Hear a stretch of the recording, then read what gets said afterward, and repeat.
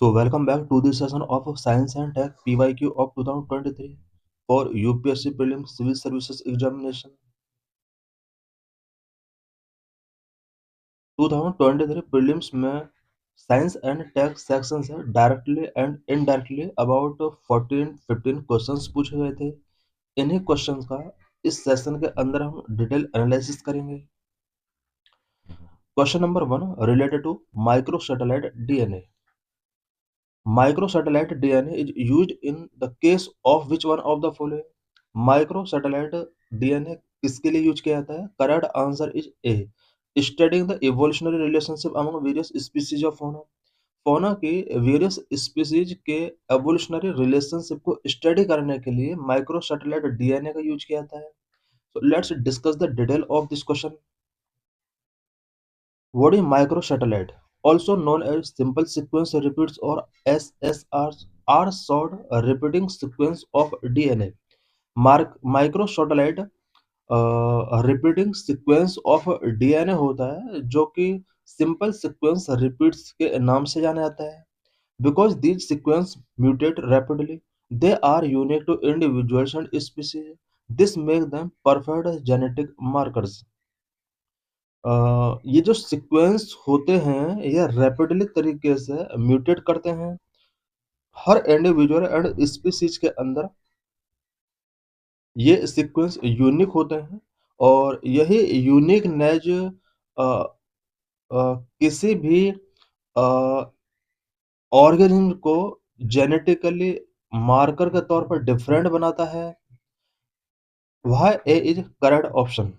Scientists use them markers to track genetic diversity, migration pattern, and evolutionary relationship between animals. Scientist इन्हीं marker का use genetic diversity के लिए migration pattern को understand करने के लिए एंड एनिमल्स के बिटवीन एवोल्यूशनरी रिलेशनशिप को अंडरस्टैंड करने के लिए करते हैं elimination it has nothing to do with stem cell cloning plant और clinical drugs stem cell cloning plants and clinical drug trial के साथ इसका कोई लेना देना नहीं है माइक्रो सैटेलाइट डीएनए इसके लिए इसके साथ कोई कनेक्शन नहीं है question number 2 related to green hydrogen with reference to green hydrogen consider the following statement green hydrogen से रिलेटेड ये क्वेश्चन है एंड 3 स्टेटमेंट गिवन है statement 1 it can be used directly as a fuel for internal combustion के लिए green hydrogen का directly use किया जा सकता है yes this statement is true statement 2 it can be blended with natural gas and use as fuel for heat और power generation green hydrogen को natural gas के साथ ब्लेंडेड किया जा सकता है एंड इस इसका यूज फ्यूल के तौर पर हीटिंग और पावर जनरेशन के लिए किया जा सकता है yes this statement is also correct because green hydrogen का नेचुरल गैस के साथ ब्लेंडेड करने के लिए ट्रायल चल रहे हैं हीटिंग पर्पज के लिए पावर जनरेशन के लिए इसका यूज आज किया जा रहा है statement 3 is statement 2 is correct statement 3 it can be used in hydrogen fuel cell to run a vehicle को रन करने के लिए हाइड्रोजन फ्यूल सेल में भी ग्रीन हाइड्रोजन का यूज किया जा रहा है this statement is also correct so correct answer is C all three so let's discuss the detail of this question why statement 1 is correct hydrogen can be burned in internal combustion engine similar to how we use petrol or cng hydrogen का use engine में internal combustion के लिए किया जा सकता है जिस तरह से पेट्रोल और सीएनजी का व्हीकल्स के अंदर कंबशन होता है इंजन में उसी तरह से हाइड्रोजन का यूज भी किया जा सकता है इट मीन्स ये सीएनजी के सिमिलर है why statement two is correct hydrogen branding is a major policy in India hydrogen branding India का एक मेजर पॉलिसी का पार्ट है we mix hydrogen with natural gas to reduce carbon emission in power plant में carbon emission को reduce करने के लिए natural gas के साथ हाइड्रोजन को मिक्स किया जाता है वह statement 3 is correct hydrogen fuel cell use a chemical reaction to create electricity which power electric motor in cars like Toyota Mirai. Hydrogen fuel cell जो होते हैं, अ, उसके अंदर एक केमिकल रिएक्शन होता है सो दैट इलेक्ट्रिसिटी क्रिएट किया जा सके। इट मीन्स इलेक्ट्रिसिटी क्रिएट करने के लिए हाइड्रोजन फ्यूल सेल में केमिकल रिएक्शन होता है, और इस पावर को इलेक्ट्रिक मोटर तक पहुंचाया जाता है जिससे कार रनिंग करती है। Question number 3, consider the following statement. यहाँ पर कुछ स्टेटमेंट गिवन है और फाइंड करना है कौन सा स्टेटमेंट करेक्ट है, कौन सा इनकरेक्ट है। Statement 1, ballistic missile are jet propelled at subsonic speed throughout their flights, while cruise missiles are rocket powered only in the initial phase of flight. This statement is wrong because ballistic missile जो होती हैं वो jet propelled at subsonic speed ये नहीं होता है, subsonic speed इनमें नहीं होता है, वो ओनली क्रूज मिसाइल के अंदर होता है। जबकि यहाँ पर क्रूज मिसाइल के बारे में लिखा हुआ है are rocket powered only in the initial phase, ये बैलिस्टिक मिसाइल के लिए होता है। क्रूज मिसाइल में रॉकेट पावर्ड नहीं होती है। So statement second is incorrect. Statement 2, Agni 5 is a medium range supersonic cruise missile. This is wrong because Agni 5 supersonic cruise missile नहीं है, ये एक बैलिस्टिक मिसाइल का एग्जांपल है। So statement second is also incorrect. So let's discuss the detail of this question. Correct answer of this question is D, neither one nor two. Why statement one is incorrect? This statement is reversed. Ballistic missile are rocket powered initially and follow a parabolic path. Ballistic missile जो होती हैं वो rocket powered missile होती हैं और ये parabolic path follow करते हैं। Cruise missile are jet propelled like a plane and often stay in the atmosphere. Cruise missile जो होती हैं वो जेट प्रोपेल्ड होती हैं, जिस तरह से प्लेन होता है उसी तरह से ये फ्लाई करती हैं एंड एटमॉस्फेयर में ऑफन स्टे करती हैं। जबकि बैलिस्टिक मिसाइल जो होती है वो एटमॉस्फेयर में लॉन्ग टाइम के लिए स्टे नहीं करता है। Why statement is incorrect? This is also reversed. Agni 5 is a ballistic missile, long range ICBM। अग्नि 5 एक बैलिस्टिक मिसाइल है, इट मींस इसका लॉन्ग रेंज होता है। BrahMos is a cruise missile, supersonic category में आ जाते हैं। अग्नि 5 uses solid fuel but it is not a cruise missile. BrahMos is not an ICBM. अग्नि 5 सॉलिड फ्यूल का यूज करता है, but it is not a cruise missile. BrahMos is not a ICBM. BrahMos जो missile है वो बैलिस्टिक मिसाइल नहीं है, वो क्रूज मिसाइल के अंदर आ जाएगी। अबाउट बैलिस्टिक मिसाइल, पिक्चर में हम देख सकते हैं ये बैलिस्टिक मिसाइल होती है और इसमें जो होता है वो मेनली इसमें रॉकेट पावर्ड गिवन किया जाता है बैक साइड से इसमें। और यहीं हम देख सकते हैं कि क्रूज मिसाइल इस टाइप की होती हैं, जस्ट लाइक अ प्लेन की तरह वर्क करते हैं। About ballistic missile, a rocket-propelled, self-guided strategic weapon system that follow a ballistic trajectory to deliver a payload from its launch site to a predetermined target.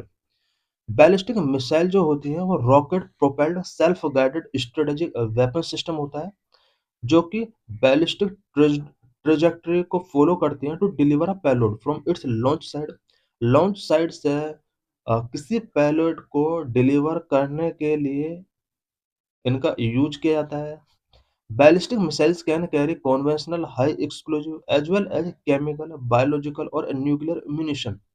Ballistic missile का use conventional high explosive as well as chemicals, biological और nuclear munition को carry करने के लिए use किया जाता है। They can be launched from aircraft, ships and submarines in addition to land based silos and mobile platform. Ballistic missiles को aircraft, ships, submarine, land based silos and mobile platform के through भी launch किया जा सकता है। Examples Prithvi one, पृथ्वी second, अग्नि one, अग्नि second and Dhanush ballistic missile, ये सब बैलिस्टिक मिसाइल्स के एग्जाम्पल्स हैं। अग्नि 5 is India's first intercontinental ballistic missile. ICBM. ICBM means intercontinental ballistic missile with a range of around 5,000 to 8,000 kilometers. It brings the entire Asia Pacific region within its reach. Difference between Prithvi and अग्नि missile. पृथ्वी और अग्नि missile दोनों ही ballistic missile के example हैं, but दोनों में क्या difference है? टाइप। पृथ्वी सीरीज जो होती हैं ये सरफेस टू सरफेस अटैक करती हैं, जबकि अग्नि सीरीज जो होता है वो surface to surface medium to intercontinental के लिए वर्क करती हैं। पृथ्वी सीरीज का जो रेंज है वो 150 किलोमीटर टू 350 किलोमीटर है, जबकि अग्नि सीरीज का जो रेंज हो 700 किलोमीटर टू 5000 प्लस किलोमीटर के लिए है। पृथ्वी सीरीज में जो फ्यूल यूज किया जाता है वो लिक्विड फ्यूल का यूज किया जाता है, जबकि अग्नि सीरीज में सॉलिड फ्यूल का यूज किया जाता है। पृथ्वी सीरीज में टैक्टिकल या बैटल फील्ड के लिए इसको यूज किया जाता है। अग्नि सीरीज को स्ट्रेटेजिक डिफरेंशिएट न्यूक्लियर के लिए यूज किया जाता है। पृथ्वी सीरीज का जो फर्स्ट टेस्ट किया गया था इंडिया में 1988 में किया गया था, जबकि अग्नि सीरीज का फर्स्ट टेस्ट पृथ्वी के जस्ट एक साल बाद 1989 में किया गया था। About cruise missile. Cruise missile क्या होती है? A cruise missile is an unmanned, self-propelled guided missile that behave much like a small high-speed aircraft. Cruise missile जो होती हैं वो अनमैन्ड मिसाइल होती हैं, इसमें कोई मैन इसको ऑपरेट नहीं कर रहा होता है। सेल्फ प्रोपेल्ड गाइडेड मिसाइल ये अपने आप को सेल्फ प्रोपेल्ड करती हैं और स्मॉल हाई स्पीड एयरक्राफ्ट की तरह ही ये बिहेव करती हैं। इसमें कोई रॉकेट नहीं होता है। रॉकेट ओनली इससे पहले जो बैलिस्टिक मिसाइल हमने स्टडी किया ओनली वही रॉकेट के द्वारा प्रोपेल्ड होता है। Unlike ballistic missile that are high into space, cruise missile remain within the earth's atmosphere for their entire flight. Entire flight के लिए क्रूज मिसाइल जो होती हैं वो अर्थ एटमॉस्फेयर में होती हैं, जबकि बैलिस्टिक मिसाइल स्पेस में हाई आर्क बनाती हैं, typically staying at a very low altitude to evade radar detection. Cruise missile जो होती हैं वो लो एल्टीट्यूड पर फ्लाइट करती हैं सो दैट राडार डिटेक्शन से अपने आप को इवेड किया जा सके। की characteristic constant propulsion, they are powered throughout their flight usually by jet engines, turbofans और टर्बोजेट। इसमें जेट इंजन्स होते हैं और जेट इंजन्स के थ्रू इस इसकी फ्लाइट को पावर किया जाता है। Precision guidance, they use sophisticated system like GPS, TERCOM and DSMAC to hit specific target with high accuracy, often within a few meters. Launch platform, they can be launched from land-based truck, warship, submarine और military aircraft. Cruise missile land based truck से, warship, submarine और military aircraft के through launch किया जा सकता है। Classification, subsonic around 0.8 Mach speed, supersonic around 2 to 3 Mach speed, hypersonic more than 5 Mach speed. Mach 1 equal to exactly the speed of sound, approximately 1235 kilometre per hour at sea level. 1 Mach किसी भी object की speed जब 1235 kilometre per hour जो कि speed out of sound के equal हो सकती है, this is known as 1 Mach. कुछ ऐसे क्रूज मिसाइल होती हैं जिनका स्पीड 0.8 मैक है, वो सबसोनिक के अंदर आते हैं। 2 to 3 मैक स्पीड वाले क्रूज मिसाइल सुपरसोनिक के अंदर आते हैं। जिनका स्पीड मोर देन 5 मैक होता है वो हाइपरसोनिक कैटेगरी में आते हैं। क्लासिफिकेशन बाय स्पीड, यहाँ पर हम देख सकते हैं कि बाय स्पीड यहाँ पर क्रूज मिसाइल का क्लासिफिकेशन दिया है।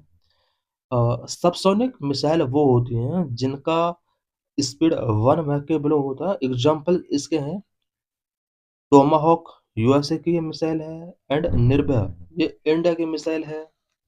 सुपरसोनिक जिनका स्पीड 1 मैक टू 5 मैक के बिटवीन होता है। इस तरह की जो मिसाइल हैं इंडिया में ब्रह्मोस है, एंड रसिया में कैलिबर है। हाइपरसोनिक मिसाइल भी कुछ होती हैं जो कि क्रूज मिसाइल की कैटेगरी के अंदर ही आती हैं, जिनका जो स्पीड है वो 5 मैक के अबव है। ब्रह्मोस सेकंड हाइपरसोनिक मिसाइल है जो कि अंडर डेवलपमेंट है। 3M22 जिरकॉन ये रसिया की हाइपरसोनिक मिसाइल है। Cruise versus ballistic missile. Cruise missile and ballistic missile के बीच में क्या डिफरेंस होता है? क्रूज मिसाइल का जो फ्लाइट पाथ होता है वो स्टे लो होता है, फॉलो टेरेन टेरेन को फॉलो करती है। बैलिस्टिक मिसाइल का जो फ्लाइट पाथ होता है वो high arching parabolic arc into space, यानी वो स्पेस में high arching parabolic arc form करते हैं। क्रूज मिसाइल का जो प्रोपल्जन होता है वो इंजन फ्लाइट के थ्रू पावर किया जाता है, जबकि बैलिस्टिक मिसाइल का जो प्रोपल्जन होता है वो power only during initial launch phase. Initial launch phase में ही इसको पावर गिवन किया जाता है। क्रूज मिसाइल का डिटेक्शन हार्डर होता है to detect due to low altitude, because cruise missile का लो एल्टीट्यूड होता है और रडार के थ्रू इसको आइडेंटिफाई कैच करना, इसके रडार को कैच कर पाना डिफिकल्ट होता है। बैलिस्टिक मिसाइल को डिटेक्ट करना इजी होता है because it is easier to track via satellite long range radar. Cruise missile की एक्यूरेसी एक्सट्रीमली हाई है। सर्जिकल स्ट्राइक में क्रूज मिसाइल का ही यूज किया गया था। बैलिस्टिक मिसाइल की एक्यूरेसी हाई होती है but primarily for large scale destruction. Ballistic missile वहां यूज की जाती है जहां पर लार्ज स्केल डिस्ट्रक्शन करना है। Next question related to carbon markets. Carbon markets are likely to be one of the most widespread tools in the fight against climate change. This statement is correct. Carbon market transfer resource from private sector to state. This statement is wrong. So correct answer is A. Only one इसका correct है. भाई statement one is correct. Carbon market are a key tool. They set a limit on emission and allow companies to buy sell carbon credits. Carbon market के अंदर emissions को limit किया जा सकता है बिकॉज कंपनीज इसके थ्रू कार्बन क्रेडिट्स को buy कर सकते हैं, सेल कर सकते हैं। This encourage industries to reduce pollution to save money. Money को सेव करने के लिए इंडस्ट्रीज यहाँ पर कार्बन क्रेडिट्स को सेल कर सकते हैं और इसके थ्रू पॉल्यूशन रिड्यूस किया जा सकता है। वही statement second is incorrect. Carbon market primarily transfer resource between companies, private sector to private sector. Carbon market primarily resources को कंपनीज के बिटवीन ट्रांसफर करते हैं, इनमें प्राइवेट सेक्टर से प्राइवेट सेक्टर की तरफ इनको ट्रांसफर किया जाता है। A company that emit less sell its credit to a company that emits more. कोई एक कंपनी जो कि लेज एमिट कर रही है वो अपने कार्बन क्रेडिट्स को उस कंपनी के लिए सेल कर सकती है जो मोर एमिट कर रहा है। It is not design to as a direct revenue transfer to the state. इसमें डायरेक्ट स्टेट के लिए रेवेन्यू ट्रांसफर नहीं होता है। Question number 5 related to small modular reactors SMRs। With reference to small modular reactors consider the following statement. Statement 1, they have a power capacity of up to 300 megawatt per unit. Small modular reactors की जो power capacity होती है वो up to 300 megawatt per unit होता है। This is right. They can be built, factory assembled, and transported to a site for installation. Factory assembled में इन्हें built किया जा सकता है एंड इंस्टॉलेशन के लिए इन्हें एक स्पेशल साइट पर ट्रांसपोर्ट किया जा सकता है। This statement is also correct. So correct answer is C, both 1 and 2. So let's discuss the detail of this question. Why statement 1 is correct? According to International Atomic Energy Agency IAEA, SMRs are advanced nuclear reactor with a power capacity of up to 300 megawatt per unit. which is about one third of a capacity of traditional reactors. International atomic energy agency के according SMRs जो हैं ये advanced nuclear reactor हैं जिनकी power capacity 300 megawatt per unit तक होती है जो कि ट्रेडिशनल रिएक्टर की कैपेसिटी का ओनली वन थर्ड है। Why statement to each correct? The word modular means they can be manufactured in a factory. यहाँ पर मॉड्यूलर का मीनिंग है कि इन्हें फैक्ट्री में मैन्युफैक्चर किया जा सकता है। It means small modular reactors जो होते हैं इन्हें फैक्ट्री में मैन्युफैक्चर किया जा सकता है। Finished as a single unit, एक सिंगल यूनिट के तौर पर इन्हें फिनिश कर दिया जाता है। Then shipped transported to the location for setup, setup के लिए लोकेशन पर इन्हें सेट कर दिया जाता है। This make them faster and cheaper to build. Question number 6 related to Web3 and blockchain. With reference to Web3, consider the following statement. Web 3.0 से related एक क्वेश्चन है, कुछ स्टेटमेंट गिवन है, कौन सा स्टेटमेंट करेक्ट है ये फाइंड करना है। Web 3.0 technology enable people to control their own data. Web 3.0 technology के अकॉर्डिंग पीपल अपने डाटा को कंट्रोल कर सकते हैं। This statement is correct. In the Web 3.0 world, there are a blockchain-based social network. Web 3.0 world के अंदर blockchain based social network होते हैं। This statement is also correct. Web 3.0 is operated by users collectively rather than a corporation. Web 3.0 users के द्वारा collectively operate किया जाता है। तो correct answer is C, all three इसके स्टेटमेंट करेक्ट है। वह statement one is correct. Web 3.0 is built on decentralization. Web, unlike Web 2.0, where Google, Meta own your data, Web 3.0 use self-sovereign identity where you are own your data. Web 3.0 decentralization build करता है।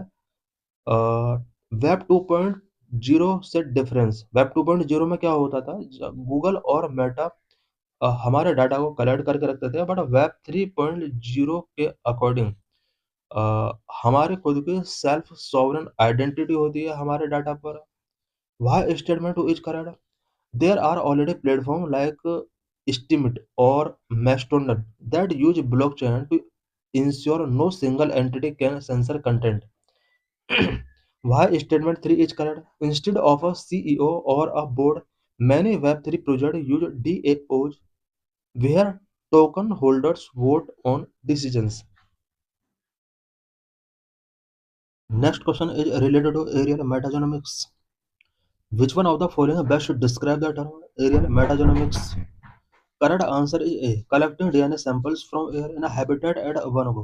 किसी भी habitat के air से DNA samples को collect करने का जो प्रोसेस होता है, this is known as aerial मेटाजेनोमिक्स।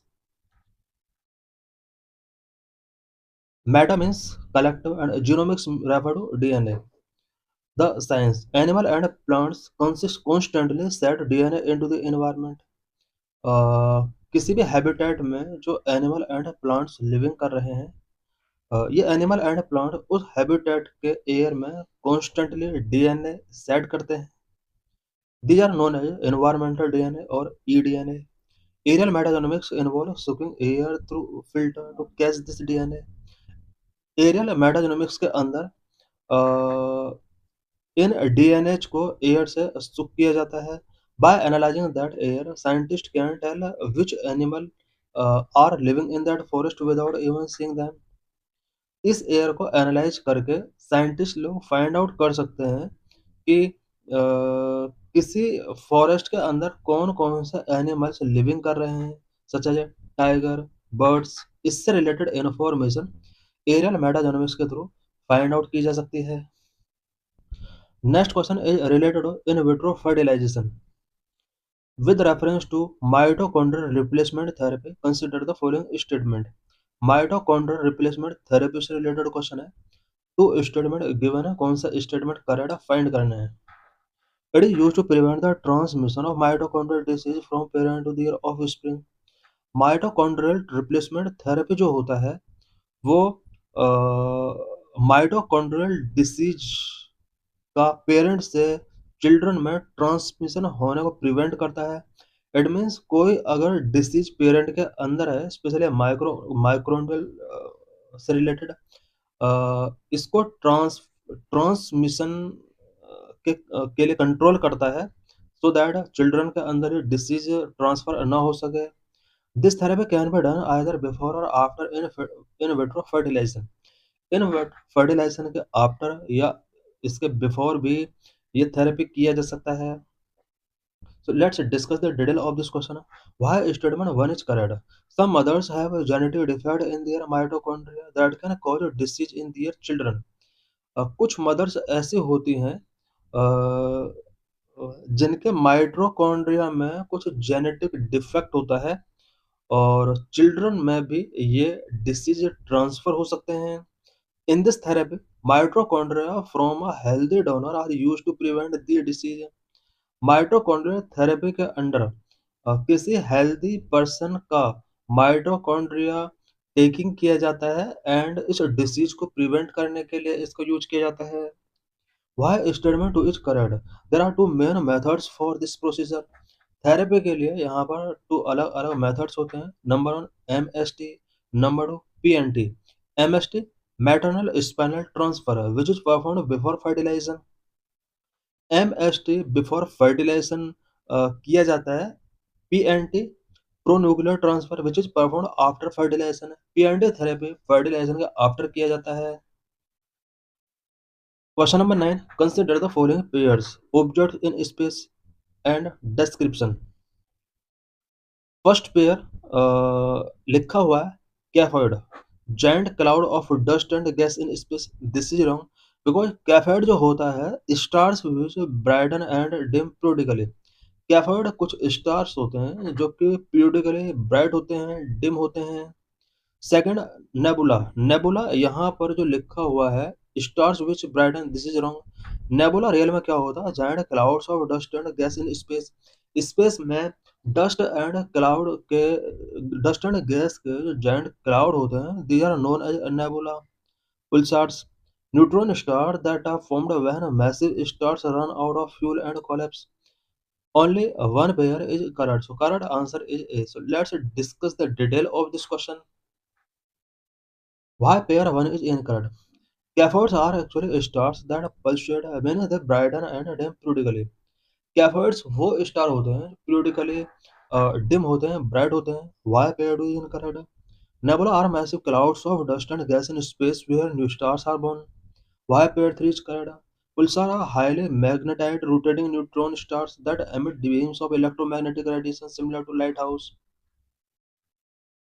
Cathodics, also called cathode variables, are stars which brighten and dim periodically. Cathodes को कैथोड वेरिएबल्स के नाम से भी जाना जाता है बिकॉज ये कुछ ऐसे स्टार होते हैं जो पीरियोडिकली ब्राइट होते हैं, डिम होते हैं। They are very luminous stars 500 to 3 lakh times greater than the sun with short period of change that range from 1 to 100 days। कैफर्ड्स कुछ ल्यूमिनस स्टार्स होते हैं जो कि सन के कंपेयर में 500 टू 3 लाख टाइम्स ग्रेटर हो सकते हैं। 1 टू 100 डे टाइम पीरियड के लिए इनका जो रेंज है वो चेंज हो सकता है। Next, nebula. Nebula are interstellar clouds of gas and dust, mostly hydrogen and helium. Nebula gas and dust के इंटरस्टेलर क्लाउड्स होते हैं, मोस्टली हाइड्रोजन एंड हीलियम के बने होते हैं। Some nebula thrown out by the explosion of a dying star such as supernova. Supernova really में क्या है? कुछ डाइंग स्टार होते हैं, स्पेशली इनके अंदर एक्सप्लोजन होता है। Other nebula are regions where new stars are beginning to form. For this reason some nebula are called star nurseries. Next, pulsars. Pulsars are rapidly rotating neutron stars that blast out pulses of radiation at regular intervals ranging from second to millisecond. Pulsars rapidly rotating neutron stars होते हैं जो कि blast out होते हैं and regular interval में ये कुछ radiation release करते हैं। Have mass more than of our sun in space. Pulsars are spherical and compact. Pulsars have very strong magnetic field which funnel jet of particles out along the two magnetic poles. These accelerated particles produce a very powerful beam of light. Thus, in effect, pulsars can be thought of as a cosmic lighthouse. Next question. Consider the following statement. The use of ballistic missile is always better than a cruise missile for hitting moving target. Moving target को hit करना है अगर, तो इसके लिए ballistic missile cruise missile से better होते हैं। This is wrong, because moving target को हिट करने के लिए क्रूज मिसाइल ज़्यादा बेटर होते हैं, क्योंकि क्रूज मिसाइल स्पेस में या एयर में लॉन्ग टाइम के लिए रन कर सकता है, जबकि बैलिस्टिक मिसाइल लॉन्ग टाइम के लिए रन नहीं कर सकते। Statement second. Agni are a ballistic missile, whereas BrahMos is a super cruise missile. This is right because अग्नि की जो सीरीज हैं वो सभी बैलिस्टिक मिसाइल के अंडर आती हैं। ब्रह्मोस सीरीज जो है वो सभी क्रूज मिसाइल के अंडर आती हैं। So correct answer is B, two only. Why statement 1 is correct? Cruise missiles are generally better for moving target because they are maneuverable and fly at a lower altitude. Cruise missile lower altitude पर fly करती हैं और moving target को destroy करने में इनकी help taking की जा सकती है। Ballistic missiles for a fixed trajectory, ballistic missile fixed trajectory follow करती हैं। Why statement is correct? India Agni series are surface to surface ballistic missile, while BrahMos developed by Russia is a supersonic cruise missile. India का जो Agni series missiles हैं ये surface to surface ballistic missile होती हैं, and BrahMos एक supersonic cruise missile है जिसको रसिया ने डेवलप किया है। Question number 11, consider the following actions. Detection of car crash collision which result in the deployment of airbag almost instantaneously. This is correct. Detection of accidental free fall of a laptop toward the ground which result in the immediate turning off of hard drive. This is correct. Detection of tilt of the smartphone which result in the rotation of a display between transit and landscape mode. In how many of the above reactions is the function of accelerometer required? तीनों function के लिए यहाँ पर accelerometer की requirement होगी। So correct answer is C, all three इसका correct है। So let's discuss the detail of this question. Explanation. An accelerometer is a device that measure the vibration और acceleration of motion of a structure. Accelerometer एक device होता है जो भी किसी भी स्ट्रक्चर के मोशन में वाइब्रेशन एंड एक्सेलरेशन को मेजर करता है। Accelerometer sensor have the ability to alter obtained physical acceleration from motion or gravity into a voltage output. Accelerometer के अंदर कुछ सेंसर होते हैं जो कि फिजिकल एक्सेलरेशन को अल्टर करने की एबिलिटी रखते हैं। की एप्लीकेशंस ऑफ एक्सेलेरोमीटर, एक्सेलेरोमीटर के क्या क्या एप्लीकेशंस हो सकते हैं, व्हीकल्स में क्या एप्लीकेशन हो सकते हैं। The invention of airbag have saved millions of life over the years. Air bag का जब से इन्वेंशन हुआ है कार्स के अंदर, व्हीकल्स के अंदर, over the years millions of people का लाइफ यहाँ पर सेव किया जा सका है। Accelerometer are used to trigger the air bag as the sensor would send a signal when it experience a sudden shock. Car में जब भी सडन शॉक एक्सपीरियंस होता है, एक्सेलेरोमीटर एयर बैग के लिए यहाँ पर सेंसर के थ्रू एक मैसेज सेंड करता है, सिग्नल सेंड करता है। In the event of a crash, the crash sensor and accelerometer send a signal to the airbag control unit. जब भी कार में क्रैश होता है, देन एक्सेलेरोमीटर में जो क्रैश सेंसर होता है वो एयर बैग कंट्रोल यूनिट को एक सिग्नल सेंड करता है। This control unit trigger the inflation device which generate nitrogen gas by igniting a mixture of sodium azide and potassium nitrate. Air bag control unit इसके through trigger होता है and sodium azide and potassium nitrate में यहाँ ignition होता है and इसके बाद nitrogen gas generate होती है। Hence statement one is and statement two are correct. Rotating machinery, accelerometer used in rotating machine detect undulating vibrations. Electronic devices these days, including smartphone, tablets, and open laptop, have a sense of gravity designed into it and can therefore tell up from down by using an accelerometer.